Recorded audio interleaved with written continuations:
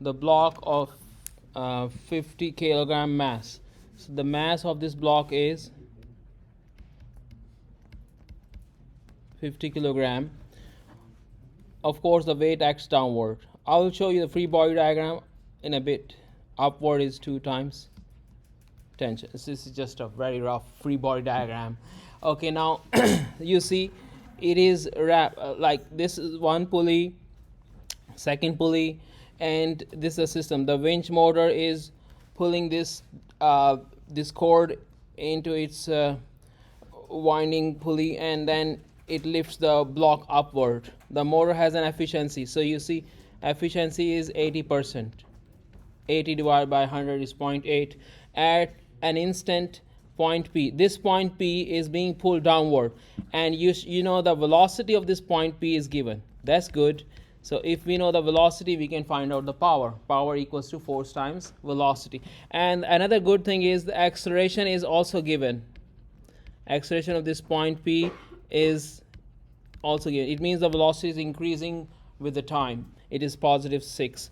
Now neglect the mass of the pulleys and cables. Find the power of the motor at that instant. So power equals to force times velocity. Now you will be looking at the velocity is given, but the tension in the cord is not given. But we can find out some. First of all, let's do the math here.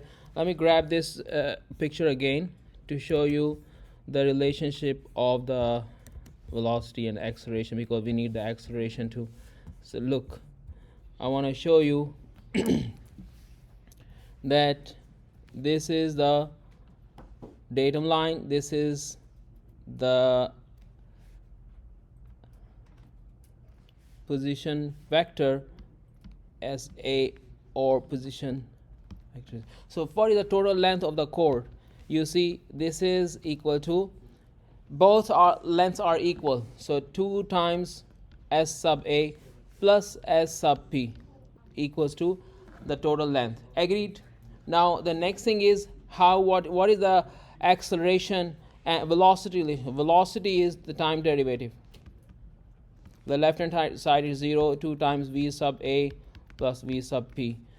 So another equation you can find out from here, time derivative is 0 left hand side, 2 a sub a plus a sub p.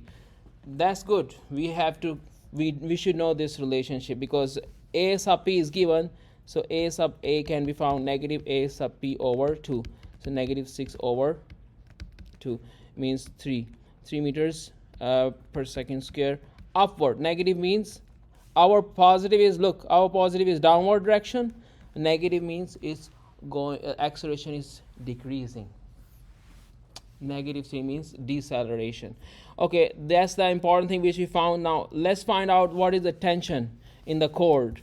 And you know the free body diagram. If you take a look closer, take a closer look here. Now here this is 2 times tension here upward, W is downward, because the tension in this cord is same throughout the cord is same. So we have to split up like W. Suppose this is my positive is upwards. Just for instance, positive is upward direction. All the forces upward direction, they are equal to mass times acceleration in the y direction. So for this block A, acceleration block A. So can I write down 2 times t minus W equals to mass. Mass is 50 kilograms. Acceleration sub A is 3.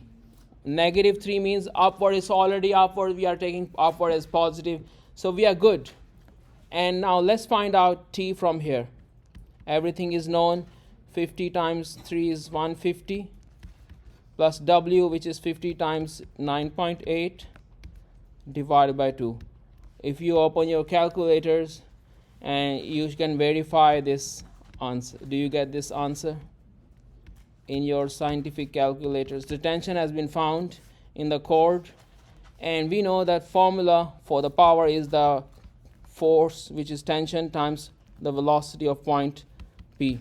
320.3 times the velocity is 12 meters per second. So if I zoom out a little bit, it's given in the and out 12 meters. So if you do the math, you should get 3844 watts.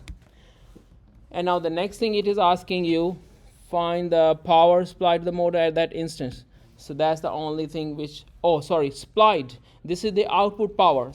For example, so we know the efficiency is the output power over input power. So that means is the power supplied, which is input power, is the output power over efficiency, 3844 divided by 0.8. So if you do the math, it should be equal to 4.8 kilowatts. This is your final answer. So this is the complete solution for that.